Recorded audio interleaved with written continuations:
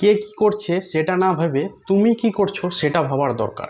কারণ লোক তোমাকে খাওয়াবে না, তুমি নিজের টাকায় নিজে ইনকাম করে তবে কিন্তু খেতে পারো। তো অন্যজনের টেনশন না করে নিজে কি করছো সেটা দেখো, এবং কে কি করছে না করছে সেটা তোমার দেখার কাজ না। তুমি নিজের কাজে মন দাও, দেখবে একদিন অবশ্যই সাকসেসফুল হবে।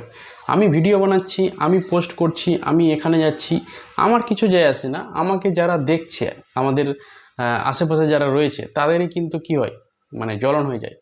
ভিডিও বানাচ্ছে, এ কী করছে, ও করছে, এখানে যাচ্ছে ভিডিও, এ খাচ্ছে ভিডিও। তো এরা কিছু এখন বুঝবে না, ঠিক আছে। যখন আমরা একসময় ফেসবুকে যারা কাজ করছে তারা দেখবে একসময় যখন সাকসেস হয়ে যাবে, তখন তারাই আবার বলবে যে হ্যাঁ হ্যাঁ ঠিক ঠিক, আমি তোমার ভিডিও দেখছিলাম, আমি তোমার দেখছিলাম, এই সমস্ত জিনিসগুলো বলবে।